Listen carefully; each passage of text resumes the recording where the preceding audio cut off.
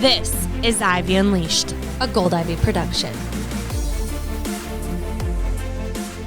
Welcome back, everyone. You are listening to Ivy Unleashed, and happy Mental Health Awareness Month.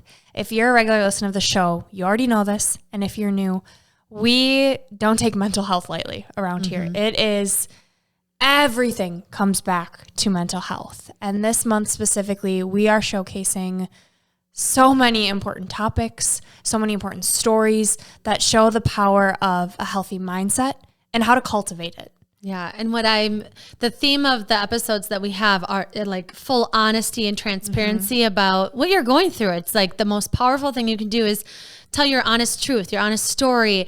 We've had therapists on that are just so honest that, an anxiety therapist that has anxiety, and we found a therapist that's honest about depression. And so welcome to Ivy Unleashed, Alexa Cordry.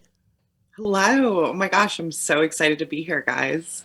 Yes. Oh, we're so happy you're here. We met Alexa. We feel like we've known her for years already, just because she has this presence about her. So we can't wait to get into it. But we just want to thank you just from following you on Instagram, your honesty. Your handle is Your Sad Therapist, which we love.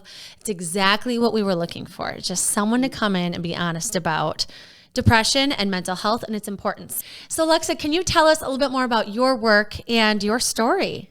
Yes, I would love to. First off, I'm so honored to be here with you ladies. I feel similar kismet from the first time that we talked. So I am a licensed social worker and a licensed clinical alcohol and drug counselor. I work full-time at a mental health and substance use intensive outpatient treatment center. I also see some private clients on the side. And yeah, I can tell you all about what brought me here. You want me to get into it? Absolutely. Oh, we want to hear everything. So my own personal story that led me to being in the field really is my experience with both mental health and substance use recovery.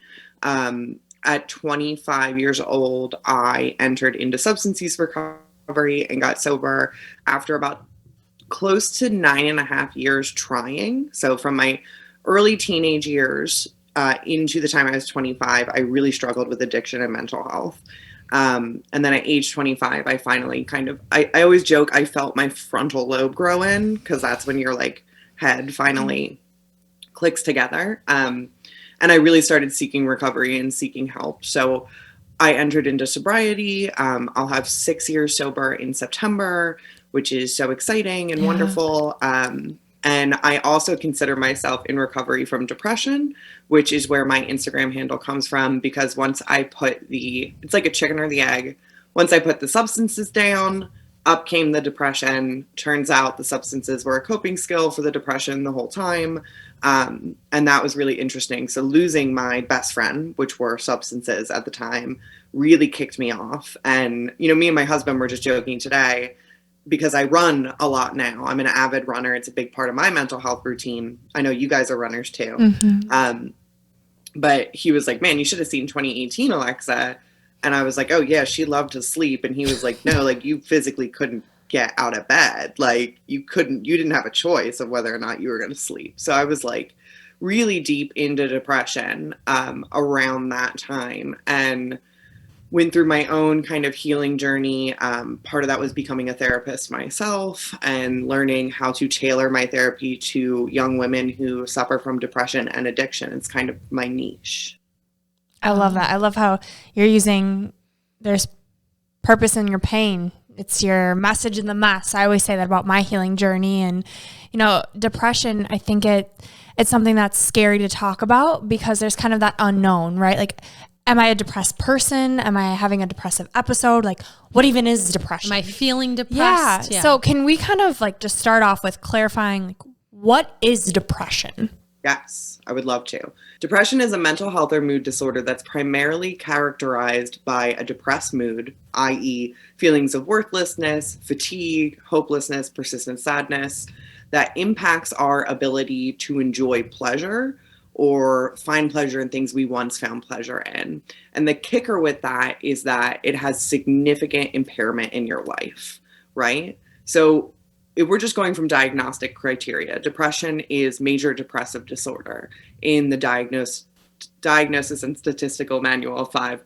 Can never say that right. DSM-5 is what we call it. For someone to be diagnosed with major depressive disorder, they need to show symptomology that occurs for 2 weeks persistently, and the primary symptoms have to be at least depressed mood or significant decrease in activities you once enjoyed, so loss of pleasure.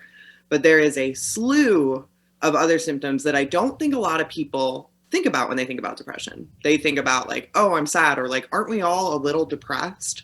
And it's totally different than that. It's significant weight loss or gain. It's a slowing down of motor function, speaking slower, moving slower to the point where other people notice it, fatigue, loss of energy, feelings of worthlessness, excessive guilt, recurrent thoughts of suicide, plans, means, or intention for suicide, aches and pains, ruminating thoughts. Like, it really goes on and on. And I don't know if you notice anything like specific about the symptomology while I'm talking about it. What are you guys thinking? I'm just thinking how it can be. I'm thinking of people like celebrities and people that I've known in my life that have committed suicide that seemed very happy. They seemed fine. They had money, or they had a family, and that it's not just you can't get out of bed. Sometimes you have these thoughts people don't see or realize, and that it can show up a lot of different ways that you might be unaware of. Yeah. What an amazing observation, because depression really is in the major depressive disorder is in the absence of an external stressor, right? So there's something called an adjustment disorder, which is another DSM-5 diagnosis that's very similar to depression. It's basically like shorthand for situational depression with an external stressor, a trauma, loss of a relationship, loss of a family member. You may go through adjustment disorder and have similar symptomology to depression, but major depressive disorder tends to be in the absence of an external stressor, which will drive you bananas, because the old adage of like, you have nothing to be sad about is like, I know I have nothing to be sad about. That's kind of why this is maddening. And a lot of people just learn to cope or mask through so many different ways, just because it can be so isolating to be in a space of depression. So when you talk about celebrities who look like they have it all together, they probably do have it all together. That's what makes depression so hard, you know? I wonder if it just makes it even worse, you know, when you do have all the things or the money or the beautiful family and you still feel that way. You know, it's gotta be, like you said, maddening. It's gotta be, just makes you even harder on yourself. Like, why can't I feel better? Why can't I get out of this cycle of feeling so down? Is there a cause underneath it? Like, is it the chemistry of our brain? Like, what causes depression? Little column A, little column B, right? We have the biochemistry component, which is like, maybe we don't have enough serotonin and dopamine, in which case SSRI medication, selective serotonin reuptake inhibitor, could really help us increase our brain chemistry and get to a level place with our depression. It's also nurture in a lot of ways. Trauma can cause depression. Not being consistently seen or heard as a child, different situations. It could be an external factor causes sadness, which then morphs into depression, right? I never want to say it's strictly brain chemistry, because then the idea becomes like, oh, I just get the medication and then I feel better, which is a huge part of it. Don't get me wrong. But if we've been experiencing depression, whether it's brain chemistry or not, for a specific amount of time, it will begin to alter the way that our brain functions. And it takes specific healing to kind of learn how to rewire your brain from that point forward.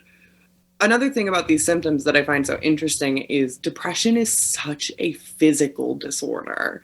And it's funny, it's Mental Health Awareness Month. And I feel like people primarily talk about mental health from the context of like a negative lens, like, oh, I'm struggling with my mental health, or, oh, I had to seek treatment for my mental health. Rather than like, I'm tuning up on my mental health. But the physicalness of depression is something that I find so striking, that like your motor function gets impacted. You have dull aches and pains. It's really hard for you to sleep. You can't concentrate in conversations So we talk so much about physical health, and we go to the doctor twice a year. But if we don't take care of our mental health or maintain consistency with our mental health, we are going to end up having issues with our physical health. Absolutely. And that's why here in Ivy Unleashed and the work that Andrew and I do, it's both. It's connecting the mind and body because they are so linked, and you can't have one without the other. Like you run, you get endorphins, your head feels better, and vice versa. You meditate and then your body feels better. You don't have these aches and pains. You know, it's still such an overwhelming topic. Like I think breaking it down like this is super helpful. But to someone who's like, ooh, I have that symptom. Ooh, I have that symptom. Like, am I depressed? Like, what would you say to those people that these thoughts are going through their head right now? Sure. It's persistence and impairment are the two things that I would think about. Are these symptoms, are they multiples? Are you having 5 or more? And has it been persistent over a period of time? The other half of that is, what is your functioning looking like, right? Can you enjoy the things you once enjoyed? Can you get up and go to work? Which I don't want to say that people with depression don't get up and go to work, but like looking at those markers in your life, are you able to engage in them successfully? If there is severe, moderate, mild impairment in the way that you were functioning in your life, this is probably a time where we want to start to think about, should I get professional help? And I can talk a little further later on about the difference between depression and sadness, because it's two totally different things. Yes, I can't wait to get into that. But I do have a question about, noticing what's going on with yourself, like that self-awareness piece, right? Because if you're in a shitty relationship, or you hate your job, or, maybe one of your parents passed away a couple years ago, and like there's these lingering things, and, getting yourself to that place where, what do I enjoy? Like, am I even incorporating that? Like, am I just sad because of my situation? Mm-hmm. I need to get out of it. I need a different job. I need to get back to what I do. Like, I'm a new mom that my hormones are wacky, or I'm going through menopause and I just think sometimes it's so hard to know based off of your life circumstances. I think about like Brooke and I too, we talk about leveling up your life and chasing your dreams and all these things. But if you're depressed, of course, like that sounds like bullshit. Like, no, like I don't know. Yeah. There's like a lot of things that you can justify feeling like shit. Mm-hmm. Like for me and my health, it was, well, of course, like I don't feel well. Of course I'm anxious and I'm tired because my gut is off. But also I think that I am depressed because I haven't felt this way. I can't get out of bed. Even if my stomach doesn't hurt, I don't feel like I can get out of bed. So like there's that confusion, I think, is kind of what I'm hearing Andrea say. So yeah, Alex, I'd love to know your opinion. Yeah. Again, I want to go back to persistence being key. Like, are these symptoms enduring over time? But I do think like you will experience all of these symptoms at different times in your life, maybe not clustered together and maybe not persistent over time. But what makes depression is the wide variety of symptoms, the way it impacts your functioning, and the way that it endures. So if you're feeling fatigue and worthlessness, that could be tied to an external circumstance, or you may have the emotional regulation skills, which I'll talk about in sadness versus depression, like to be able to ground yourself, work through that, reach for tools that you need. When I get clients in my chair that are like, here are the 85 things that are wrong with me, like, you need to tell me what's happening. The first thing we do is slow down, like slow down. Let's get to the root of what we're feeling right now, so we can apply some really basic action steps to get you to a place where we can look at this with a more objective view. Because it's really easy, especially if you're into mental health and mental wellness, to then like psych yourself up into being like, oh God, I have every disorder. And a lot of what we're experiencing is just regular, normal human life. You're going to have fatigue, dull aches and pains, guilt, like you're going to have that stuff throughout your life. Persistence and enduring symptoms that impacts our quality of life again and again is when we're going to look more towards major depression. Yes. And I definitely want to get into this sadness versus depression. And I think that what you just said was so powerful. Just even that image of somebody sitting in a chair and slowing down with a professional.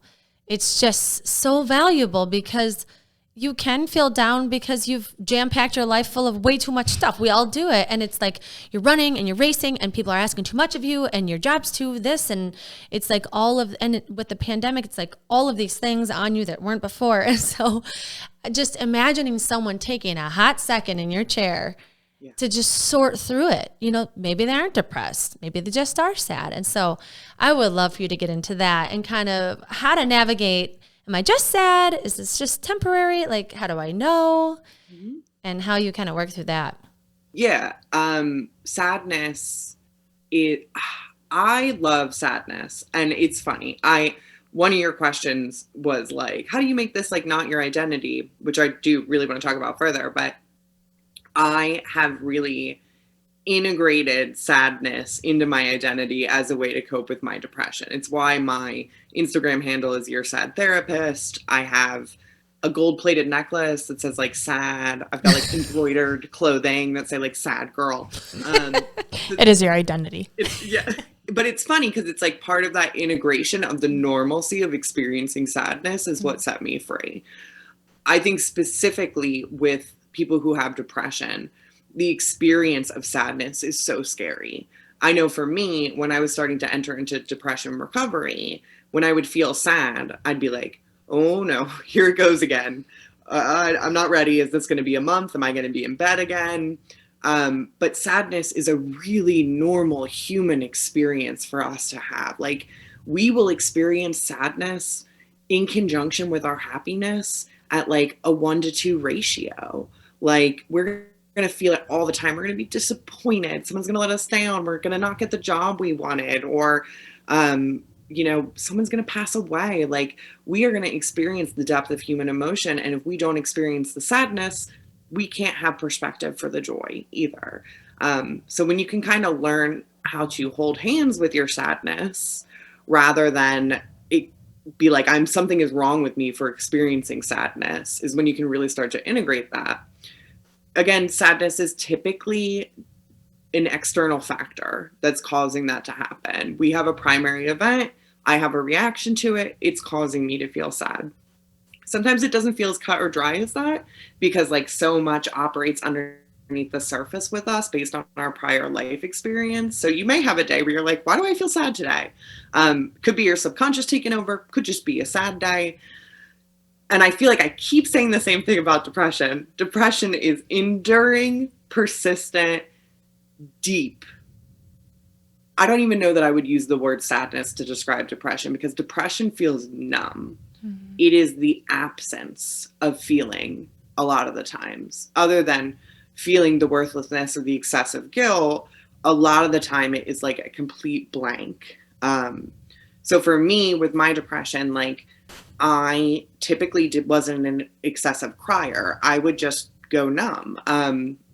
It would physically hurt for me to get up and shower. It was just like the most energy in the world was required.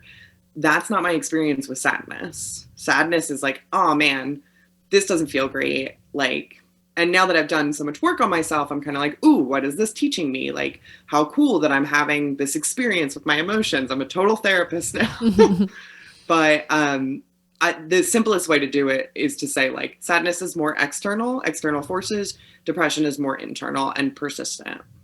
Yeah, that feeling too. I think that's powerful. Knowing you're still going to feel it. You're either going to feel joy or you're going to feel like, damn, that sucks. Mm-hmm. That deep depression is no emotion, or just, I don't even have the energy to feel sad. It just is like mundane, or is what it is. Yeah, I keep thinking too about when you're in that state, like you mentioned, that like not wanting to get out of bed or it's too hard to shower, hearing from someone like, you need professional help. This will help you. Mm-hmm. You know, you don't have the will or like the hope for anything, right? If you're that, or the energy to even want to do therapy or to reach out to someone, even though you know you need help, because there's that like that guilt and that shame of they have their own thing going on. Mm-hmm. I can get through this. Right. So, you know, maybe someone that's listening that isn't seeing a therapist, right? And they're in that state, or they know someone that's in that state. Like, what words do you have for them where you have nothing to give? I would say to them, I need you to give 0.0001%. Accountability and consistency is going to save your life. So if that 0.001% is walking up and taking a shower, that's enough. If that means sending a text to a friend that says like, not doing good, that's enough. It's tough because I think one of my favorite things about working with depressed clients is celebrating the small. Like, damn, you cleaned your room? Hell yeah. Like, we cleaned our room this week. This is a huge deal. We're having a big celebration about this, like celebrating the small movements. But if we are going to be active in our recovery journey, we do need to give the smallest step. Everything in your body will tell you not to do it. Everything in your body will tell you that you can't do it. Do it anyway. Do it anyway. Like, that's the turning point. And for me, a big turning point for me was like, I'm sad. I might just be a sad girl forever. I'm done fighting the war to make the sadness go away. A big part of change for me is when I started doing my life in spite of it and kind of carrying my sadness with me. And it's crazy what happened when I stopped fighting so hard against it and was just like, all right, I'm sad. Like, I just be sad sometimes, but I still got to go take a shower. And like, I can't emphasize enough the necessity of a support system during this. I had my husband and my family before that. And like, I got the experience of like my husband coming to my bedside and saying like, I don't know how to help you and you're scaring me.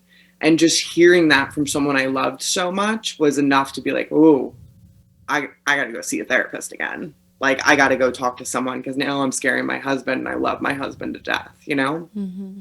So what I'm curious is like these small steps that you took, because maybe by you explaining it, listeners and us as well can be like, okay, yes, these small victories, these small wins, what do those look like one after the other? So Alexa, can you walk us through, your husband's at your bedside. He's like, you're scaring me. You know, you need to get help.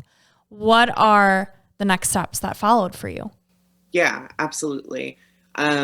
So self-awareness, and I think my husband really helped with that because I needed someone to reflect to me like, hey, this isn't normal. I was still going to work at this time, working 8 hours a day, coming home and getting right back in bed. And I was doing that for probably like 2 months.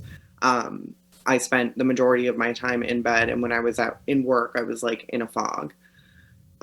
So by him granting me that perspective, I was able to take those smaller steps, which is why the necessity of a support system is so important because like people often see it before you do.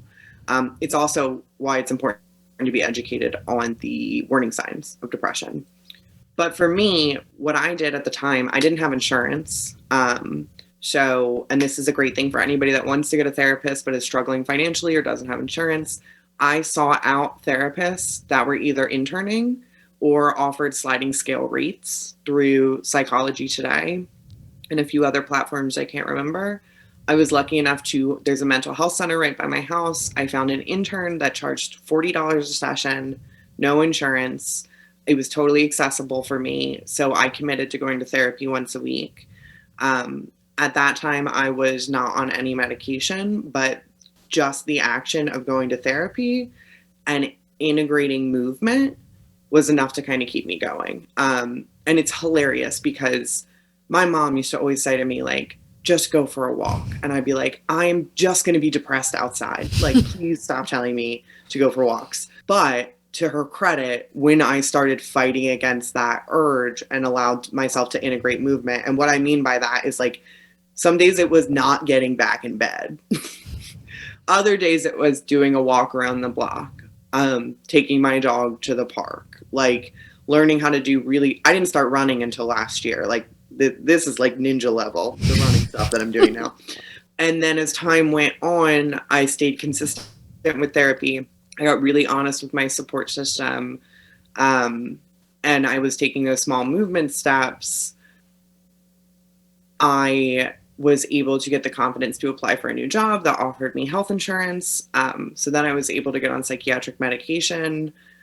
There are ways to meet with someone with a sliding scale rate to get on medication if that's what you want to do. But when I got on psychiatric medication, that was when everything changed for me. Like I could organically start to feel joy again. It wasn't taking as much effort for me to do like my movement, work, therapy, support system. Like that was still taking a lot of work. So the medication was the thing that really clicked in place for me and allowed me to experience and implement more things and give me just enough energy to be able to kind of suss it out. Meanwhile, I'm doing talk therapy. I'm doing trauma work. I'm learning coping skills. I'm in school to be a therapist myself. So that's offering a lot of tools and self-discovery. And it all started with self-awareness and the willingness to like take just a few tiny action steps. Yeah. And I love too that you had the accountability with your husband. I think if you are in that dark place thinking of who do I feel the most comfortable just checking on me? Like who won't annoy the crap out of me? Like who won't judge me? Who do I feel like I can be honest with, you know? And I do think if you're depressed that you need that person that you can have that talk with. Like I'm actually thinking really dark thoughts and I need you to know. And because I just promised you I would tell someone and you promised me you would tell me, you know, I know people that kind of have that partner and it sounds so dark, but it prevents suicide. You know, it's knowing that, you know, I can call him, we promised this and I'm feeling it. So I'm going to call or I'm going to text, you know? Mm-hmm. Yeah. It's important to note too, that if you're ever having active thoughts of suicide, your hospital has a local crisis center that you can go to at any time. I know that there's like 3 within driving distance of my house right now. Like hospitals are prepared for that. So if you ever feel like you're in an active crisis, I've done this before when my depression was really bad. I've driven myself to the local crisis center and been like, I'm not safe. They'll give you a crisis evaluation. They'll determine if you need to spend a few days in the hospital. So that's an immediate resource that everybody has if they need it. So what do you look up like crisis center in the hospital that is closest to you? I would say crisis center, city, state. Okay. And then see where it takes you. That's good to know. So if you show up and they decide that you need to stay, what does that typically look like? It varies so much state by state. I know in New Jersey, they can do a 72-hour hold if you're saying like, hey, I'm going to harm myself. So typically you would do 72 hours. Sometimes you can do up to a week in kind of a psychiatric unit where you're able to get access to medication. You're able to see a psychiatrist. You're able to meet with a therapist and kind of then take action steps for what aftercare would look like. I work in an intensive outpatient setting for mental health and substance use. And that's basically not the highest level of care, but a higher level of care outside of just like seeing a therapist once a week. You can come, you can do group therapy for up to 9 hours a week. You can see an individual therapist, see a med provider, see a case manager. Those types of centers are really, really helpful when you're having more high acuity mental health. What about people that don't want to take any medication, but they are feeling suicidal? I would say that medication is a deeply individualized choice. And there is no research that says, take this pill and you won't be suicidal anymore, right? Medication really works for me. It's not a part of everybody's journey. I always say that medications like this is so bad for a podcast, but picture a line at the bottom and that's your base and that's your depression. And then picture a line about 10 inches up and that's your happiness or stability. Medication brings us about 2 notches up from that baseline. And there is still a huge gap between stability and depression. It gives us just enough energy to begin to implement more organic coping skills to deal with our mental health. So it is by means not the end all be all. it is just one piece of the pie, and it's not a piece of everybody's pie. There are a lot of organic ways in talk therapy, holistic healing, in movement for you to start to deal with chronic passive suicidal ideation and get to a place of stability. Yeah, I love that you mentioned that, because it's not just take the pill and you're good. Like, it's work. It is the maintenance. And for me, like, I didn't want to be on medication, and I'd tried it before and I'd got off, and I tried it and I got off. But when I realized, like, I don't have to be on this forever, but it can get me to a point where I feel like I can get out of bed, I can work out, I can do these things naturally that I know are going to help. But I need to get to that point first where I don't feel like I'm dying. Okay. So just being open to the idea, knowing that it isn't long term, knowing that it's going to take a lot of work, but that there is light at the other side of the tunnel.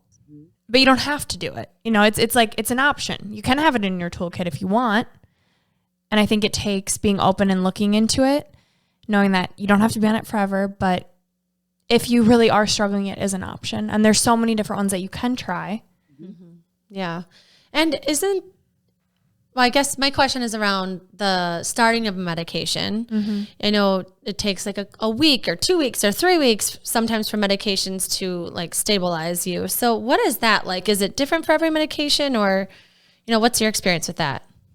I can talk on my experience. I do want to note, I am not a psychiatric provider. I do not prescribe medication. So anything that I say, please, listeners, do not take me as the authority. Typically, most medications, SSRIs, take about 4 to 6 weeks to kick in. My experience has been that's pretty much what's happened with me. I normally slowly start to, one day I'm just kind of like, oh, wow, I'm handling this situation differently than I used to.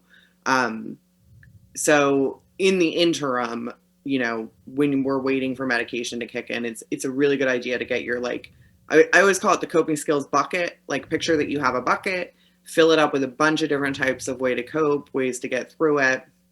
Make a safety plan. Who can I call? Who can I go to? Where's my local crisis center? What are my protective factors? Like, do I have running? Do I have a positive social support network? So really game planning out what it would look like and how you would handle a crisis is an important thing to do while we're waiting for medications to kind of help us along the way. Love that. And since then, since you've kind of stabilized, this was, you said 2018 that you were in this low? Mm-hmm. What have you done to keep your mental health in a space that feels healthy, that feels like I'm in a good spot and I'm not crashing and burning anymore? I think the coolest thing was learning what it is I like to do. And Brooke had said that earlier, kind of like, what do I want to do to take care of myself? Do I even know what I like? Like, so going through therapy was a good way for me to identify like what coping skills worked for me and what didn't. I am an introvert, a very extroverted introvert, but I value my alone time like so much. That's a crucial component of my mental health routine. So like, my free time is not my available time. I'm free one night a week. I might be available every night that week, but I'm free to hang out one time a week. And that really works for me. Some people get their energy from other people. I don't. Running and exercise have been a huge part of my mental health routine. And I wouldn't even call it exercise. I would say like moving my body in ways that allow me to get a sense of body awareness. How am I feeling? How does this make me feel? Working on my nutrition, my sleep hygiene. I go to bed at like 9:30 every night. This is really stretching it for me to be talking to you guys right now. We're honored. Yeah. So that all started again with a sense of self-awareness of like, what do I need personally to stay on track? When I started entering into depression recovery and substance use recovery, I had no sense of my body. I couldn't tell you how my body felt. I couldn't tell you what foods made me feel bad. I couldn't tell you what movement felt like. I was so deeply disconnected from the body I was living in. And over time, doing trauma work and working with a therapist and really honing in on like, what does my body feel like?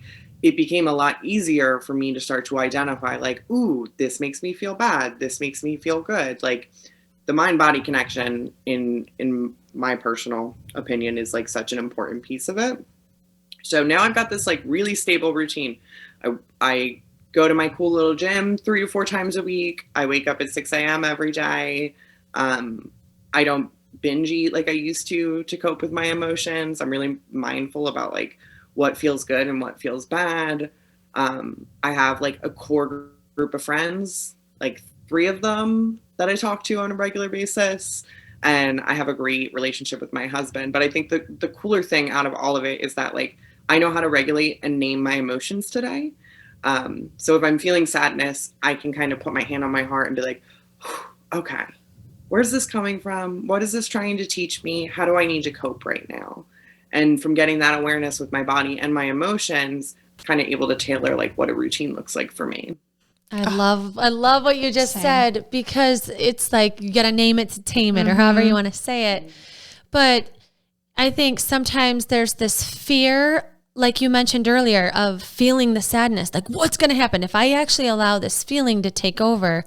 What's going to happen? Am I going to start crying and there's people around? Or am I going to, am I going to lash out if I actually tap into this anger? Like, why am I angry? Like, where is that coming from? And if you start to just normalize that with, like I have 3 kids. And so I do this all day long of, wow, you're really feeling frustrated.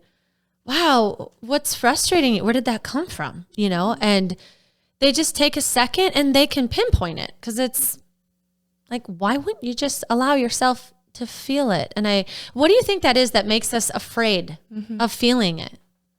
Social conditioning. Normally the way we were conditioned growing up is a really big part of it. We are in a hustle culture, grind culture. The fact that we have to have a mental health awareness month still in 2022, like I think that we are told to compartmentalize and work through the things that feel even a shred uncomfortable. And I don't mean work through like productively. I mean like get through it. Suck it up, buttercup. Suck it up. And what we end up doing is and so what you're doing with your children is so amazing, because we've raised several generations of people who are just like, oh my God, I'm feeling something negative, I must be dying, rather than like, hey, you're having a normal human experience. Because I could physically tell when I started to understand my emotions, like 3 years ago, when I was able to be like, oh, something's happening right now and I'm not externalizing it. I'm not going like, wow, they're the problem, or why would they say that to me, or I'm being attacked. Like, it was like, ooh, something organically, like I'm having an experience and I want to look at that a little more.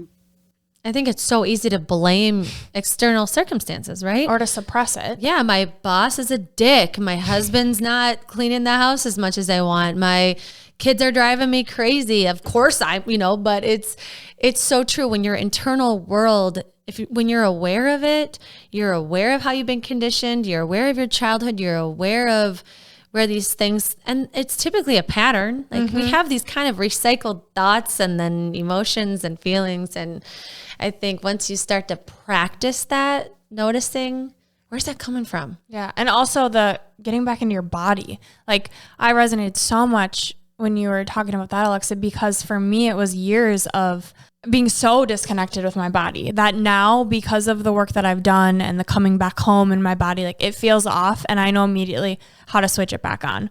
Or I get really frustrated, like this last Saturday, we had a photo shoot and I just went downhill, and Andrea and my other cousin-in-law could tell that I was so upset. They're like, what's going on? And, earlier or before I'd be like, it's fine, I'm fine, whatever. And now I'm like, I'm really frustrated. And by just saying that, by just naming it and letting it go, and then talking to myself and giving myself that compassion of course you're frustrated. Okay, feel it. And now what can you do moving forward? And allowing your body to just relax and to kind of sit with that feeling is scary because it doesn't feel good. But knowing that it'll pass, I think that was the biggest thing for me is feelings, they come and they go, right? You're not always going to be happy. You're not always going to be sad. It is a part of that human experience. But to have that awareness, it sounds so simple, but it's so powerful. And something that I've been saying to myself lately is like, keep it stupid simple. Like KISS. I heard it on a podcast and now I'm like sticking to it. Like your routine, like everything you're saying, Lex, like it's so simple. It's what we have our kids do. Like go back to keeping it simple, this hygiene routine, pick a couple things that make you feel like you. You have some fun in there, but you're also taking care of yourself and slowing down. Circling back to the start of this conversation, like for me, that was the piece of it. I thought if I slowed down, that's when the depression hit. That's when I couldn't get out of bed. It had to be go, go, go, go, go, so that I could, like being go, go, go was my vice. Like instead of the alcohol or the drugs, like that was my way to numb and to not like sit and be like, shit, like I don't have joy in doing anything right now. I just processed verbally for I love it. Well, I wanted to ask Alexa because I love what you were saying of, becoming aware of your feelings. And I love hearing when people do that. Like, do you have reflection time? Mm-hmm. Do you just pause in the midst of it? Like, what do you do, Alexa? Yeah, it's so funny because this conversation has morphed into one of the gold stars I'm going to give at the end of this episode. But yeah, this is ninja level work in my experience when it comes to like learning to understand our emotions. When we can pause, I pause. That's a big thing I do. Mm-hmm. So I will feel it bubble up. Typically I can tell the difference between my anxiety and my intuition. My anxiety is urgent, racing thoughts, elevated heartbeat. If I don't solve this right now, I'm going to die, right? My intuition doesn't feel that way. It never has. My intuition is grounded. It's strong. It takes its time. That's the body awareness cues, right? So when I feel the urgency rise up in me, I'm now able to connect that to my mind, pause and say like, ooh, this is not coming from an authentic place. This is coming from an insecure and anxious place. We need to get out of our chair and go walk around the building. Like if I'm at work, which is like, I'm a professional in a career. I'm also like in leadership at my company. So the imposter syndrome and the insecurity and all of that, like learning how to navigate in a professional sphere was really interesting for me to tap into like the decision making I'm making there. So like, when do I need to get out of my chair, go for a walk around the building, think a little more critically? Or when do I have to start the 24-hour clock, which is like, I know that this decision is coming out of a place of urgency. Alexa, you can't make a decision for 24 hours. You need to sit with this. You need to sit in it. But man, did that take like serious training of just like making bad decisions over and over again until eventually I was like, there seems to be a common thread here. Seems like I always regret these decisions when I'm feeling this way. And that's kind of how I've traced it back over time. Yeah, it's like the awareness, the work, then the work again to figure out the awareness. Like I think something that's been helpful for me is like it's never ending. Like I'm not going to get to a point. Like I'm not healed. I'm healing. I'm forever learning and growing. And like as long as I keep doing that, I'm succeeding. Mm-hmm. Yeah, I think of it like an experiment. Okay, what didn't go well yesterday? Let's tweak that. What did go well? Let's keep that. Mm-hmm. Kind of keeping that cycle going. That's a good point, though. I mean, I think, you think eventually I'll be happy. Eventually, once I get through this stage, I'm going to feel so happy. Like, and then you get there, but you never get there. Like you say, you never get there. So how do you know you're doing okay with your mental health? Like what would be some things to notice if you feel like, okay, I'm on track and I have nothing really to worry about here. This is normal. Yeah. For me, it is not the absence of negative feelings, which is kind of the most wonderful thing. It's that I can experience any emotion and feel grounded and trusting in that space because you're just not going to eliminate negative experiences. It's not about happiness. It's about stability.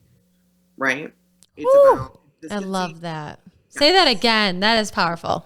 It's not about happiness. It's about stability, right? Can I stand on stable ground regardless of what comes my way? Also tapping into the things that like give me joy. Am I experiencing joy? I experience joy when I go to bed at 9 p.m. with my book. Amen. Damn, I love this. I love being like older now and really enjoying I crave it throughout the day, that time to myself. I love when I go to work and I get to supervise people and like they look to me as a leader and they respect me and they like me. Like I take great joy in that. I love that I have a support system that feels so safe to me that I can tell them literally anything and know that that's going to be held, or I'm going to be called out if I need to be called out. Like I've slowly built these things up over time. And I am in no way a guru. Like, girl, I have my days. Like, I really, really do. But I think of my relationship with my husband, which is like, we are recently married. It's only, you know, he was my boyfriend back when he found me at the bedside. But like, we've never raised our voices at each other. We don't call each other names. Like, I intentionally sought out that relationship with a person who would like fit in my mental health routine, if that makes sense. Absolutely. So now I don't have to worry like that I'm going to have external factors coming in and messing with me. Like my life is set up to keep me in a place of stability until the next destabilizing event comes, because it will. And then I'll probably have to recalibrate a little bit. Does that ever give you anxiety to think about what could happen in your life that could knock you on your ass again? No. Because I have these moments sometimes where, when I was in high school, I lost 2 friends back to back. And just throughout my life, I've lost a ton of family members and some really tragic with suicides or accidents. And it's been a lot. And so something happens in me sometimes where I'm fine and I'm grateful and I'm positive and whatever. And then I have this moment where I'm like, oh my gosh, like we're all going to die and life is so short. And like, are we really just going to be dust? No, I have faith, and I like lose my mind. And I think sometimes life is so fragile to think of like losing someone close to me, which is going to happen. I get so anxious about it. So I'm just curious for my sake, how you talk your clients through those feelings of like, that could make me depressed. I'll probably fall into depression when one of my parents die. Like, how am I going to cope with that? Yeah, I don't mean to immediately just say no, because that was my life for 12 years. Like, consistently anticipating when the other shoe was going to drop. And when I talked earlier about the integration of our negative feelings, like once I made that a practice for me, my fear went away, because I understood like there is no such thing as consistent happiness in this world. I'm in recovery. So I never want to say like, oh, I'm never going to drink again. I'm never going to use drugs again. Like that would be a dumb thing for me to think. I do need to be vigilant to my disorders in the same way that I need to be vigilant to my depression and my mental health. But I so firmly believe that I have the tools I need to continue to get through everything. And if I'm working with clients with, it sounds like part existential crisis that you're having and part like truly like racing thoughts, projections about the future. Like I'm going to ground you in the present. That's the answer. Okay. Anchoring in the present is necessary for processing, right? So what you're doing there is you're future tripping a little bit for good reason. Stuff is going to happen to you and you're going to have to deal with it in the future. But as your therapist, it's my job to anchor you in the present so you can like experience the joy that currently surrounds you. Oh my gosh. She's telling you got to meditate, girl. I'm going to rewind the last minute of what you just said when I'm having those moments like, okay, yep. Like you want to be where your feet are. Yeah. Like you're going to miss life. You're going to have a terrible life if that's all you're thinking about. Probably going to die a lot sooner too. You're going to be the one that gives other people the sadness because you're going to die by the time you're 40 because you're freaking out about dying. Thank you for listening to me on that. I love that you brought up the present moment though, because it is true. Like when you're, what they say, when you're depressed, you're thinking about the past. When you're anxious, you're thinking about the future. Is that something you believe? Yeah, I think that makes a lot of sense. My depression spanned time and space. Mm-hmm. I do think when we're talking about symptomology, like excessive guilt and worthlessness is really, really rooted in our past. So I think you're right. And anxiety is like racing thoughts, imagining outcomes. Like I definitely can buy that. Though I would say like in my depression, I was depressed in the future and depressed in the past. So yeah. I also have a very personal relationship with depression. Yeah, I think it's just the importance of the now and okay, how am I feeling right now? Is it a feeling? Can it pass? What can I do right now? Can I stir up some things, shake it out, movement? I think being where your feet are can be really powerful, but can also be confusing as to, is this a part of me? Like you'd kind of mentioned the identity of being sadness. Some people say don't identify with it because then it does become you and it becomes attached to you. So to say like I'm experiencing depressive thoughts or emotions, like I'm curious what you kind of think about that idea. Yeah, I think it's again a deeply personal choice about like how you want to self-identify and what makes most sense for you. I have clients that get in my office that are like, what is my diagnosis? Until I know what my diagnosis is, I'm not going to feel comfortable. I have other clients that come in my office and say, I don't want to know your thoughts on my diagnosis. Diagnosis makes me feel trapped. It makes me feel like I'm labeled. So for some people, getting that label of like major depressive disorder is incredibly freeing. For other people, getting it is incredibly cagey. So like you need to make the choice about like how you want to self-identify. For me, I was one of those people that felt really freed by my diagnosis, which is part of the reason I like literally started to integrate sadness into my identity, not depression, sadness, because sadness is a very, very normal thing. But yeah, I do think it is important that you know that you are not your depression. You are not your diagnosis. There is something happening to you. You are experiencing an illness. Because when we wrap ourselves into like, I'm a depressed person, we start to normalize our symptomology, and that 0.001% of change I needed you to have earlier doesn't become possible because this is who I am to my core fundamentally, right? So it is important. Integration is so important for you to like recognize like these are my symptoms. This is what I experience. Help educate your family and friends. But when we cross the line into like I'm just depressed all the time is when we do need to step back and say like my depression is not me. But for someone saying like rather like hearing I have depression symptoms or I'm experiencing a depression episode, like do you like what feels most authentic to you? You get to self-identify what that's going to look like in your life. Yeah, and what I'm hearing is like whatever makes you feel like you're empowered to do something about it, to get out of that state. Yeah, I love that. Thank you for explaining that. Of course. Just thinking from my personal experience, I had some postpartum anxiety, and I remember having a moment like 5 months after my first was born, and I laughed and it like scared my body because I hadn't felt that joy, you know, that you're talking about where it just, everything kind of felt like this flat line of like little tiny spikes. And all of a sudden something was real funny. And I was like, whoa, I'm back. Like, whoa, I didn't realize how off I was. And when I said that to multiple people, they were like, yeah.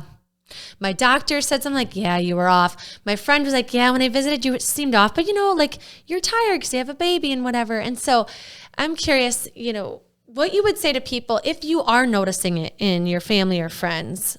Or, you know, is that normal to not notice it in yourself and have other people notice it first? A little column A, little column B. I feel like I've said that twice already. I'm very diplomatic.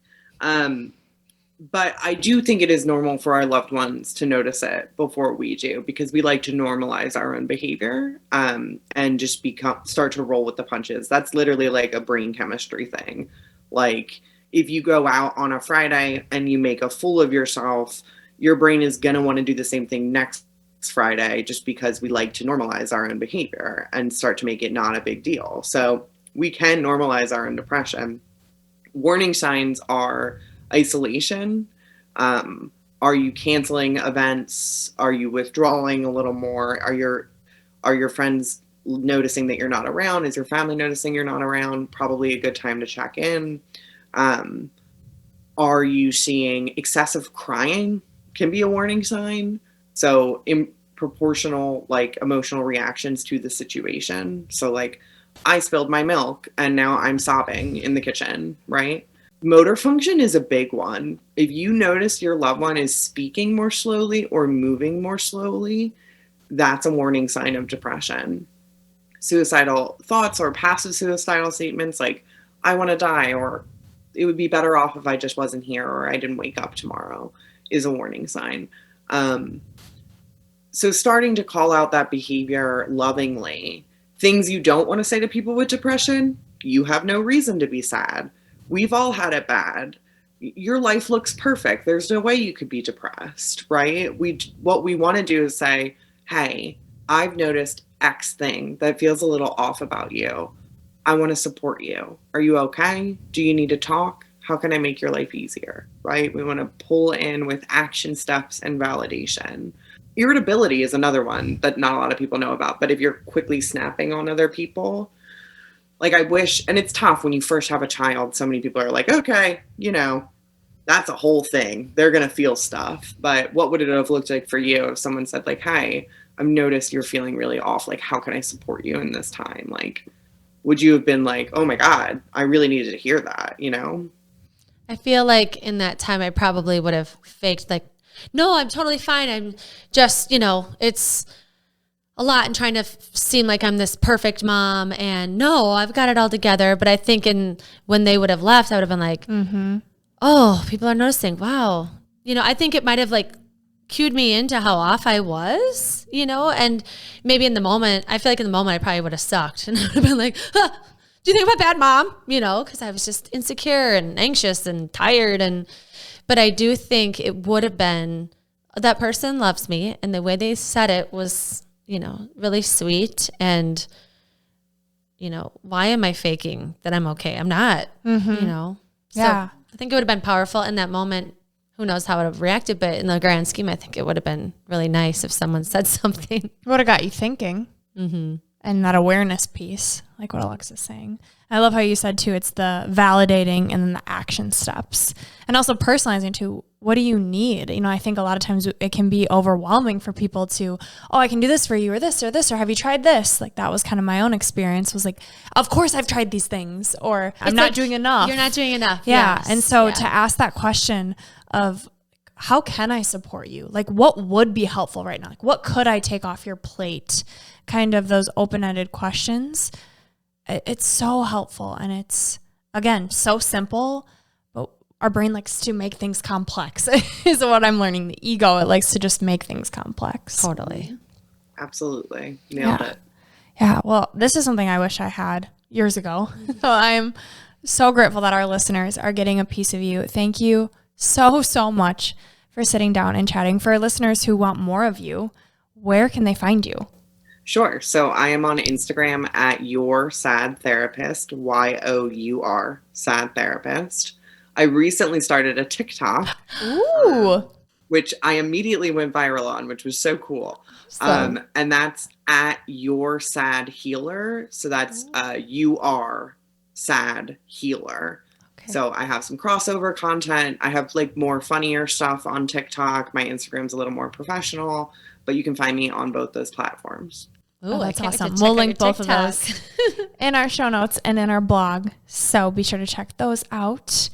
And next up, we have our 3 gold stars, Alexa. So these are your 3 takeaways. If you would like to share them with our listeners, go ahead. Mm-hmm. So first one is curiosity is your best friend. Learn to be curious with your symptoms and with your feelings. So that means not judging them. That means not shaming them. That means not feeling guilt over them. It means like, oh, what am I feeling right now? Where is this coming from? Andrea, you literally talked about it with your children. Where is that frustration coming from? Can you pinpoint it?